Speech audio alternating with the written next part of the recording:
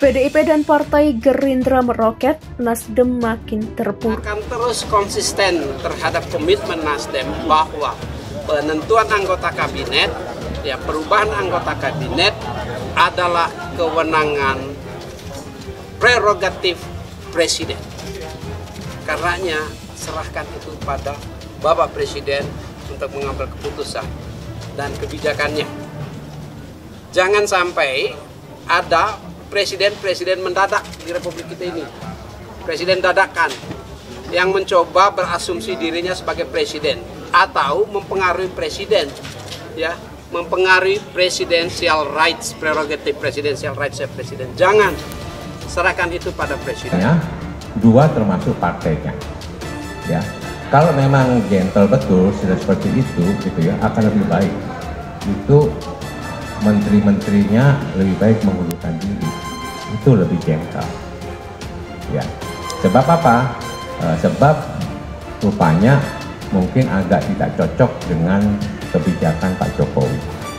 Termasuk yang disampaikan adalah sosok antitesis Pak Jokowi. Apa bedanya? Begini, sistem proporsional terbuka adalah sistem di mana rakyat bisa memilih langsung wakilnya. Jadi biasanya di sistem yang terbuka ini, seperti yang kita tahu selama ini, kita mencoblos wajah wakil kita nanti di Senayan atau juga di DPRD. Sedangkan sistem tertutup, kita nggak lagi melihat wajah wakil-wakil kita, tapi hanya logo partai saja.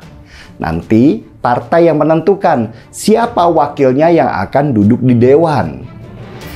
Jadi singkatnya begini, kalau sistem terbuka itu kita memilih orangnya, sedangkan di sistem proporsional tertutup kita hanya memilih partainya. PDIP dan Partai Gerindra terus meroket dalam hasil survei yang dilakukan Vox Populi Research Center. PDIP dengan elektabilitas 18,4%, disusul Gerindra sebesar 13,5%. Kedua partai yang sama-sama penyangga koalisi pemerintahan Joko Widodo Ma'ruf Amin ini tetap memimpin sepanjang 2022. Pada urutan berikutnya, Golkar dan PKB bersaing ketat memperebutkan posisi 3 besar. PKB mencatatkan elektabilitas 80%, menggeser Golkar ke peringkat keempat, disusul Demokrat 5,7%, PSI 5,5%, dan PKS 8,4%. Direktur Komunikasi Vox Populi Research Center Ahmad Subaja menjelaskan, elektabilitas Partai Golkar mengalami penurunan dari kisaran 8%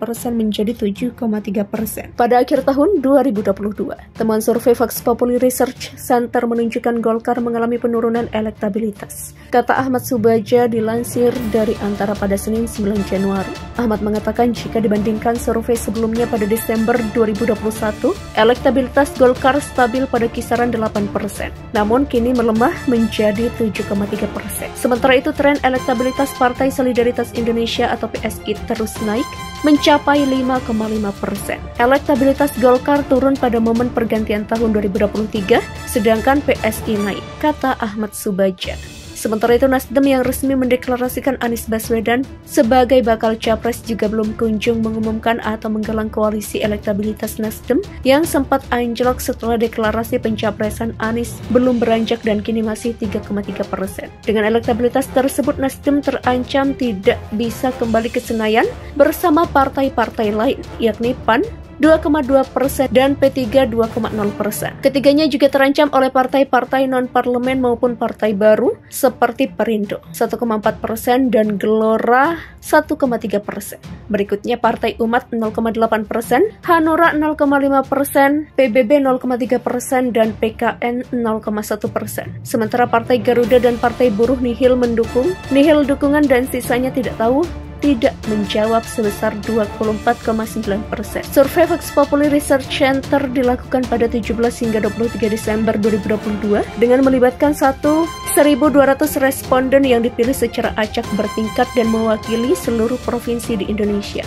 Untuk margin of error survei sekitar 2,9% dengan tingkat kepercayaan 95%. Rencana koalisi partai politik sedang diambang kegalauan. Ada potensi keretakan dari komitmen awal yang telah terbentuk. Potensi keretakan itu bisa terjadi di koalisi Anies Baswedan. Hingga kini PKS dan Demokrat tak kunjung menyatakan sikap, tergambar bahwa masih ada disharmoni